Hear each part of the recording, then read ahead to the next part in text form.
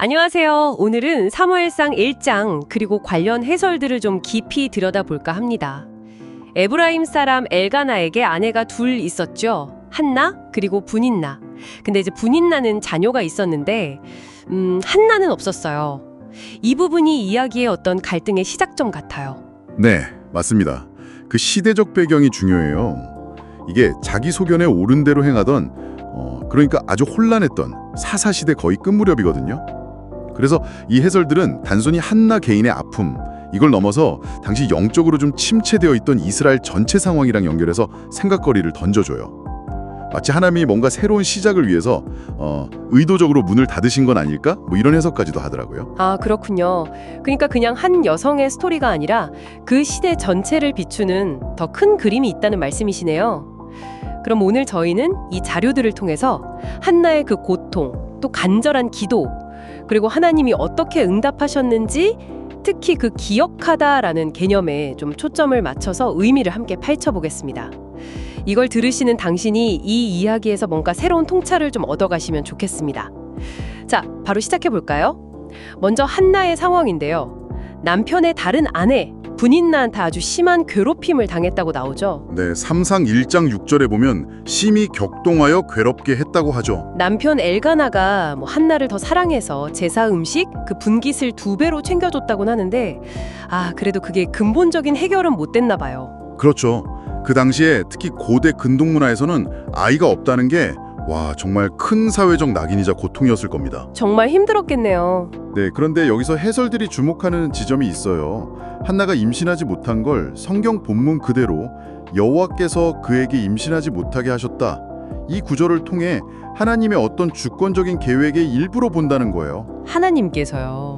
그게 좀... 네, 좀 받아들이기 어려울 수도 있죠. 심지어 분인나가 막 격동시키는 행동조차도 결국엔 한나가 하나님께 더 필사적으로 매달리게 만드는 어떤 계기나 도구가 되었다. 이렇게 분석하기도 해요. 그러니까 고통의 원인이 하나님께 있지만 해결의 열쇠도 결국 하나님께 있다. 이런 역설적인 상황인 거죠. 와, 하나님이 계획하셨다는 관점은 정말 생각할 거리를 많이 주네요. 하지만 바로 그 고통 때문에 한나를 실로의 성전에 올라가서 통곡하면서 기도하잖아요. 맞아요. 삼상 1장 10절이죠. 아들을 주시면 평생 나실인으로 바치겠다 이런 서원까지 하면서요. 얼마나 간절했으면. 어휴, 입술만 움직이면서 소리 없이 기도하니까 제사장 엘리는 술 취했다고 오해까지 하잖아요. 바로 그 장면. 거기서 한나의 대답이 아주 인상적이에요. 자신을 마음이 슬픈 여자라고 하잖아요. 우리 번역에는. 근데 이 해설들을 보면 원어 이시아케샤트 루아흐는 직역하면 영이 강력한 여잔데 이 맥락에서는 마음이 아주 확고한 자, 그러니까 굳은 결심을 한 여자, 이런 뉘앙스가 강하다는 거예요. 아, 슬픈 게 아니라 오히려 강한 의지요. 그렇죠. 그냥 슬픔에 빠져서 넋두리 하는 게 아니라 아주 단호한 결심을 가지고 하나님 앞에 자기 심정을 통한 것, 즉 모든 걸 쏟아붓고 매달렸다는 해석이죠. 여기서 심정을 통한다. 이 히브리어 샤파트가 붓다, 쏟아내다는 뜻인데 구약에서는 종종 하나님을 전적으로 의지할 때 쓰는 표현이거든요. 정말 자기 모든 걸 남김없이 쏟아내면서 의지하는 그런 극적인 표현인 셈이에요. 와, 마음이 슬픈 여자라는 번역 뒤에 그런 강한 의지가 숨어 있었다니 이건 정말 놀라운데요. 그리고 그 기도에서 정말 중요한 단어가 나오죠. 주의 여정을 기억하사 잊지 마시고. 여기서 기억하다는 말이 핵심인 것 같아요. 네, 정확히 보셨어요. 그리고 하나님이 응답하시는 장면에서도 여호와께서 그를 생각하신지라 이렇게 나오는데 여기서 생각하다가 바로 한나가 기도할 때 썼던 그 기억하다, 히브리어 자카르랑 같은 단어예요. 같은 단어군요. 네, 이 해설들이 강조하는 게 뭐냐면 성경에서 하나님이 자카르, 즉 기억하신다고 할 때는 그냥 머릿속으로 맞다 있었지 하고 떠올리는 게 아니라는 거예요. 예를 들어 노아 홍수 때 방주의 노아를 기억하셨을 때나 애굽에서 고통받던 이스라엘 백성을 기억하셨을 때처럼이요. 그때의 기억하심은 언제나 언약을 지키시고 고통받는 사람을 돌보시는 아주 구체적인 행동, 그리고 은혜의 나타남을 의미한다는 거죠. 내가 널 잊지 않고 행동하겠다, 이런 약속과 같은 거예요. 단순한 기억이 아니라 행동하시는 하나님의 은혜로운 개입, 그렇군요. 맞습니다. 그리고 더 나아가서 이 해설들은 한나의 이야기가 그냥 개인적인 해피엔딩으로 끝나지 않는다고 봐요.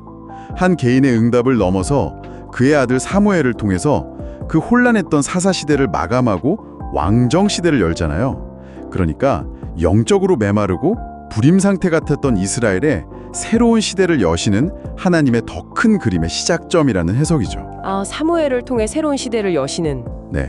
그리고 궁극적으로는 다윗 왕조를 거쳐서 메시아를 통한 구원의 예표로까지 연결을 짓기도 해요.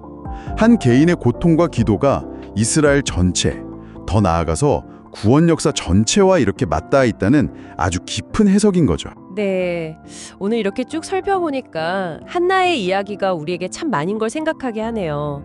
정말 그 고통 속에서도 포기하지 않고 하나님께 나아가서 자기 마음을 다 쏟아놓는 그 기도의 힘, 그리고 어쩌면 분인나 같은 그런 삶의 어려움이 오히려 하나님께 더 깊이 나아가게 하는 계기가 될 수도 있다는 점도 보여주는 것 같고요. 그렇죠. 또 하나님의 기억하심, 그 자카르가 단순한 동정이나 생각이 아니라 우리의 피로를 채우시는 아주 구체적인 행동이고 은혜라는 사실을 다시 한번 생각하게 되고요.